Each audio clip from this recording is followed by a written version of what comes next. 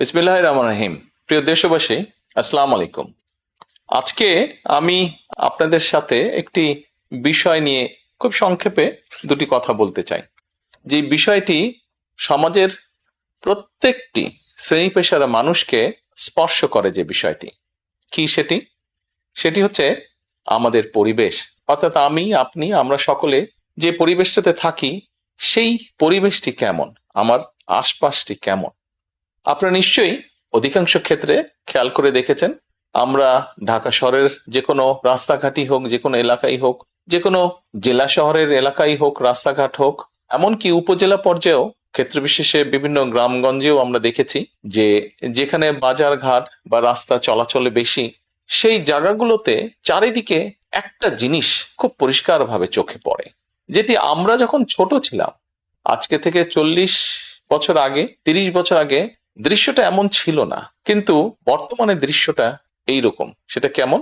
চারিদিকে আমার আপনার আমাদের ব্যবহার করা হাতের টিস্যু, অথবা আমার আপনার খাওয়া চিপসের প্যাকেট, অথবা বাসায় ব্যবহার করা রান্নার তেল যে তার প্লাস্টিকের বোতলটি, অথবা আমি বা আপনি পানি পান করেছি প্লাস্টিকের বোতল থেকে সেই বোতলটি, এরকম আরো অনেক ধরনের আবর্জনা যত্র তত্র সব জায়গায় ছড়িয়ে আছে। কোনো জায়গায় একটু বেশি জমা হয়ে আছে, অথবা যত্র তত্র লোকালয়ে চারিদিকে ছড়িয়ে আছে।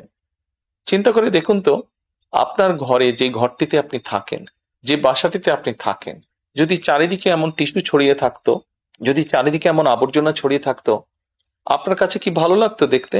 নিশ্চয়ই না, আমাদের কারো কথাই ভালো লাগতো না।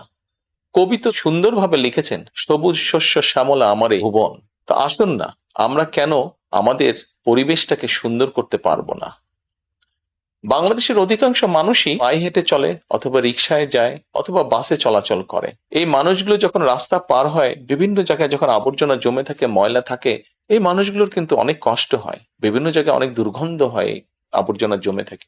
তবে আমরা যদি সকলে মিলে একটু সচেতন হই, আমরা যদি নিজেরা সচেতন হই, যত্রতত্র যদি আমাদের ব্যবহারকৃত আবর্জনাগুলো যদি যত্রতত্র আমরা না ফেলে দিই, আমরা যদি একটি নির্দিষ্ট জায়গায় এই আবর্জনাকে জমা করি এবং নির্দিষ্ট উপায়ে যদি এটাকে পরে ধ্বংস করি, তাহলে যেমন আমাদের পরিবেশটি ভালো থাকবে, ঠিক একইভাবে আমরা আমাদের পরিবেশটাকে সুন্দরভাবে রাখতে পারবো।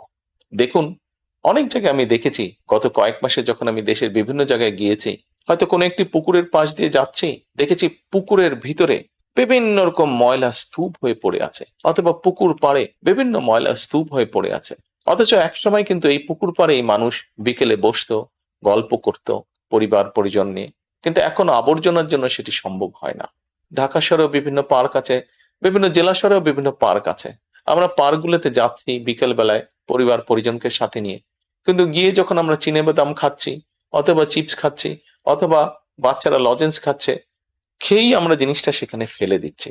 আমরা যখন যাই তখন হয়তো যারা পরিচ্ছন্ন কর্মী তারা হয়তো পরিষ্কার করে রাখছে, কিন্তু আমরা যখন বেরিয়ে আসছি তখন আর সেটি আগের মতন পরিষ্কার থাকছে না।